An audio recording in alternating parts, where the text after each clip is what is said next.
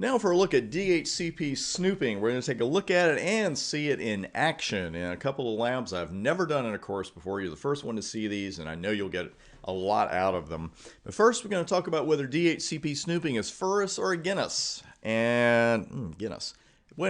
Back to DHCP. Now, typical DHCP operation, simple enough, happens millions of times all over the world every single day in networks. Now, a host asks for an IP address. One or more DHCP servers hears that request, answers the request.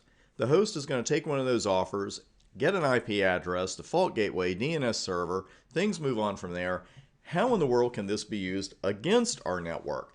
Well, the problem begins at the very beginning of this process where the host sends out that DHCP discovery packet. And I don't care if you call it DHCP discovery or discover. I'm going to call it both just in this discussion just to get you used to it.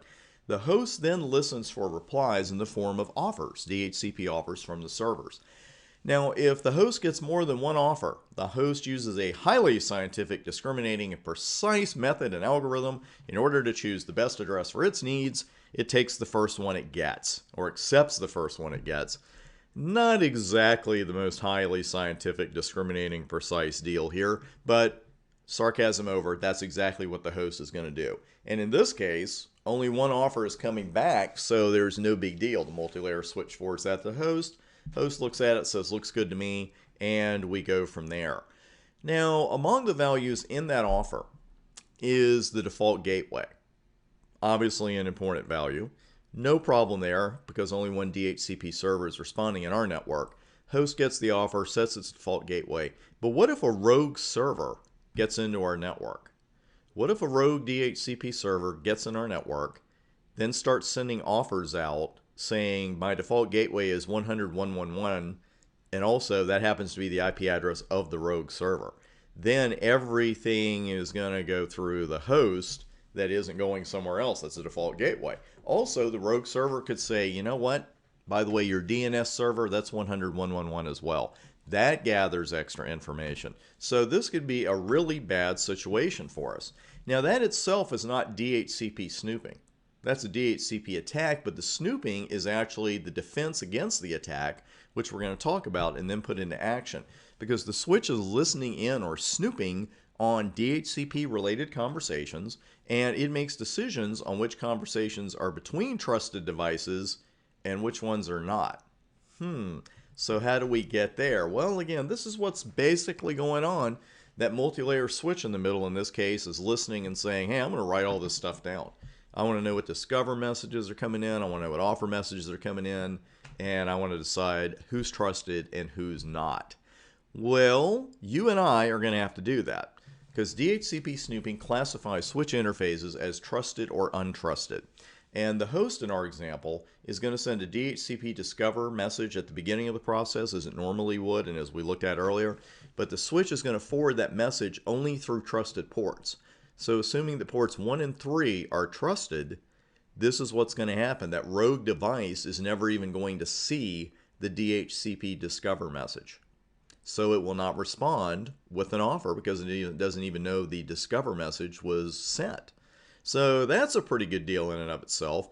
Then on top of that, DHCP server-related messages are only going to be accepted on trusted ports and then forwarded through them as well. So when this offer comes back through, it's only going to come in on a trusted port, be accepted on a trusted port, and it'll be forwarded out one as well. Now, what happens if the rogue DHCP server sends an offer anyway? There is a common misconception, so common that I myself fell for it. So I know there was a Cisco doc that said this once. Not the most grievous thing in the world, but most people think that this port that gets an offer on an untrusted port in DHCP snooping is going to go error disabled, and it will not. You'll see that live here shortly. When you will see that port go error disabled is if we set a packet limit on the port and that packet limit is exceeded, because that tends to indicate that the device is trying to flood the network. So in that case, the switch will say, okay, I'm shutting this thing down. But if you are only receiving an offer on an untrusted port, by default, that port will not go into error disable mode. The offer will simply be dropped.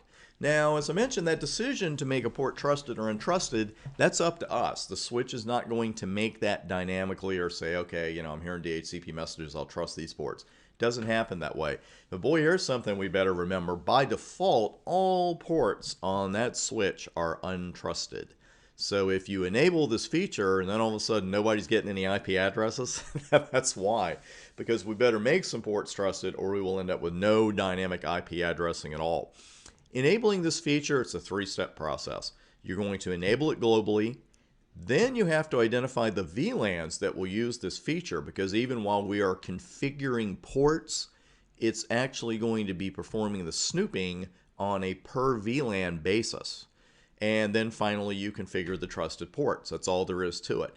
Testing is an excellent idea with this. Now in the lab we're about to do, Router 2 already has an IP address that it has received via DHCP from a multi-layer switch. Don't worry, we'll do one from the beginning too, but I want you to see this renewal process. The switch between these two devices isn't running DHCP snooping yet. But take note of the IP addresses. We have connectivity here. We'll see the address Router 2 gets. We'll go forward from there, and then we'll start running DHCP snooping, trusting some ports, untrusting some ports. We'll debug DHCP, and we'll also see what's going on with that, whether or not the device can renew under certain circumstances. And that is all coming up next.